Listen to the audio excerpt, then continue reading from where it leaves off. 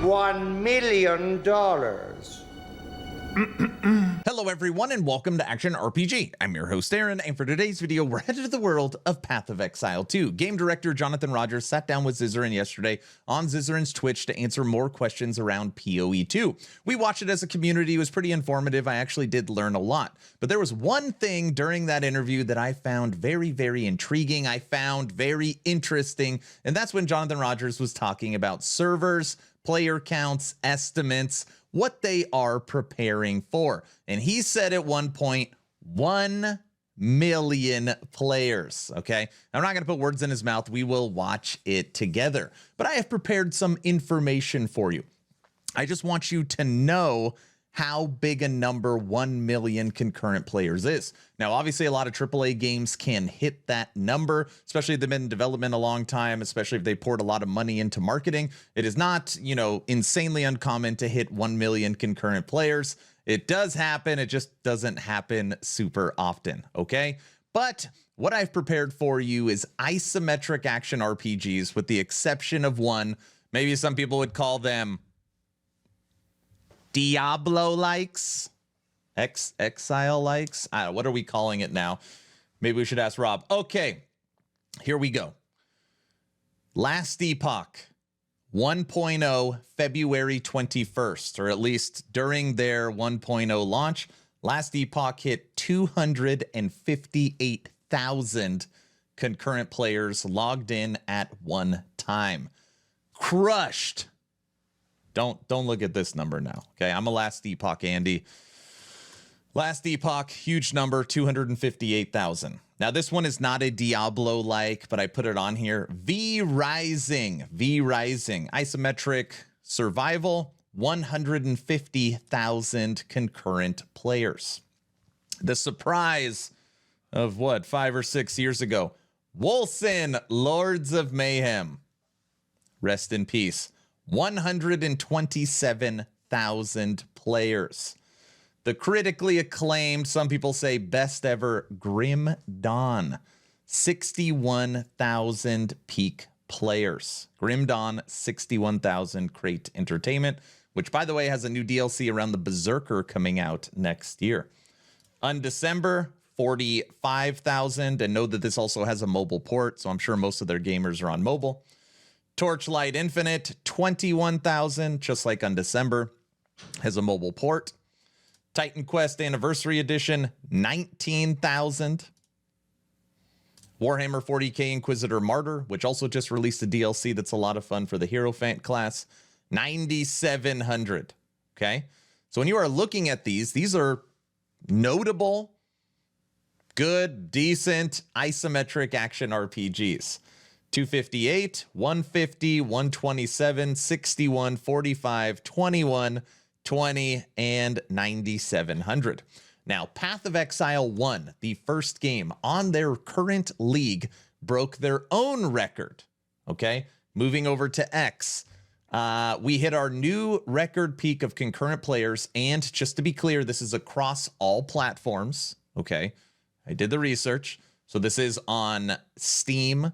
This is on console. This is on their own launcher as well. Path of Exile, over a decade, hit a new concurrent of 350,000. Okay? So out of all these games, the top is POE 1 at 350,000. All right? So now you've got some perspective. You've got some numbers in your head. Let's see what he actually said. I have a feeling, like, if there are server issues, it probably won't be that, like, it's like lag server side on the individual, like on an individual instance. It's much more likely to be like back-end problems, which like boot off to, 100,000 people get booted off kind of thing. Right. That's kind of like a different type, rather than like a, like, oh, it's just crappy performance. Like I would hope anyway. I mean, you never really know, but like I just have a feeling it was much more likely to be those kinds of problems, like the like horrible back-end issue that I have to get up for at 2 a.m. to work out, rather than the like just slow grind. Yeah. How? But, hopefully we're able to solve that issue. How confident are you feeling?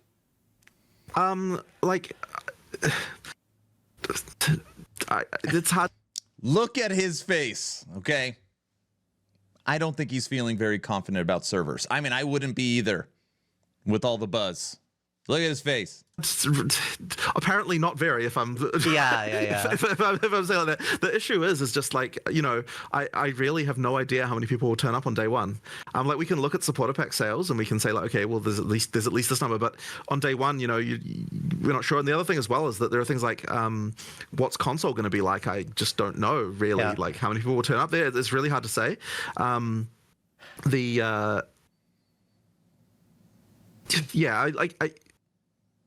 It's very hard to feel confidence even though we're doing a bunch of testing and things like that, just because, like, you know, as I said, it's a new game. You never know what's going to happen. Like, launches are just, like, notorious for, like, random issues, right?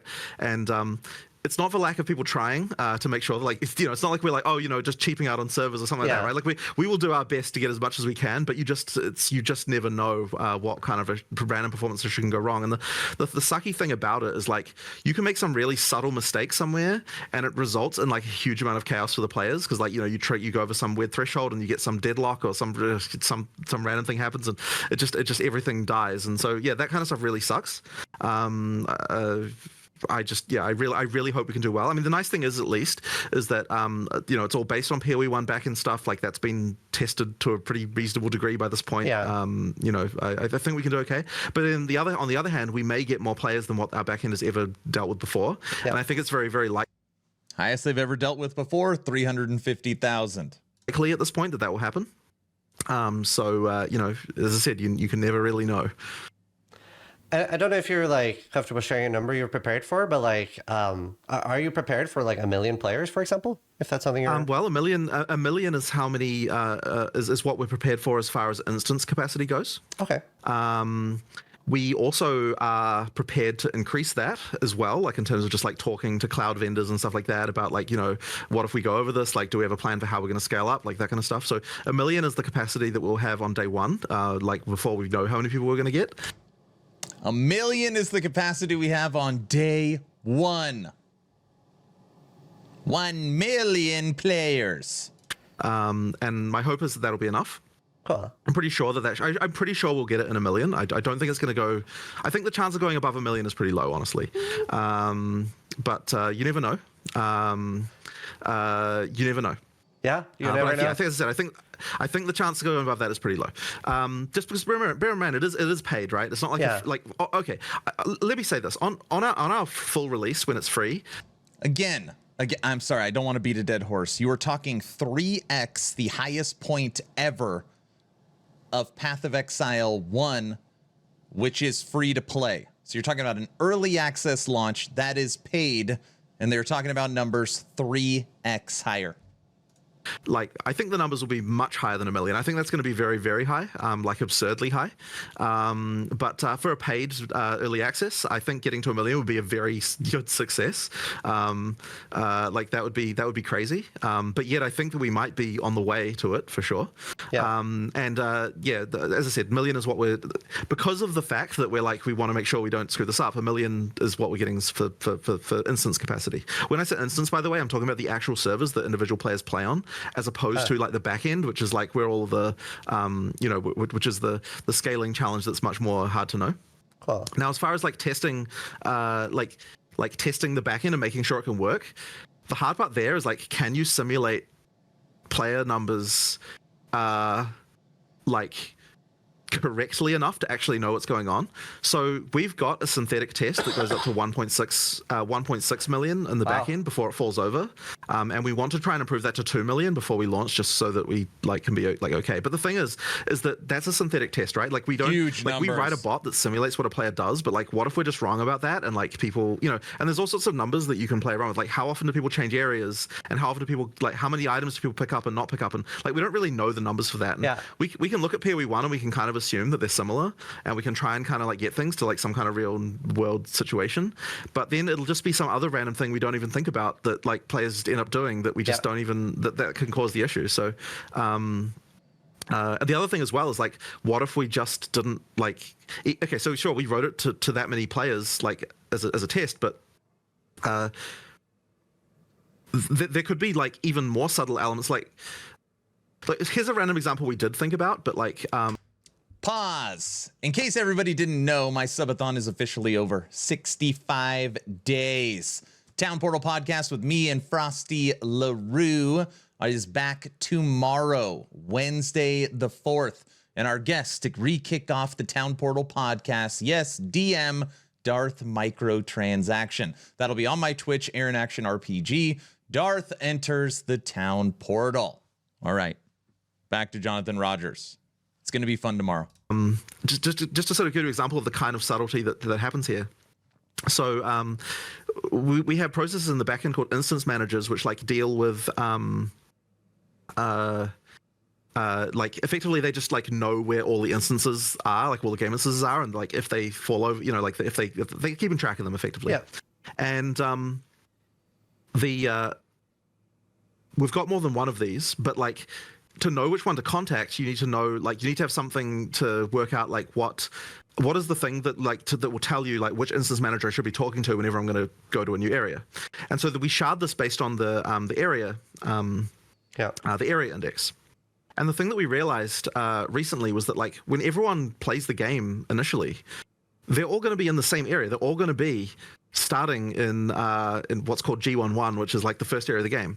And then a bunch of those people, like there'll be a very similar amount of time that people will take to get from there to the next area. Yeah. And so that means that everyone will go from there to like the next area. And so that means like all the load's going to be on one of these instance managers, and then all the load's going to move to a different instance manager. It's all going to happen at the same time, which means there's actually like the thing with having more of these is like completely defeated by just the way that will happen on launch. And like that's not something that our load test would immediately notice, because like we kind of have to think about how the actual players will actually be behaving on release.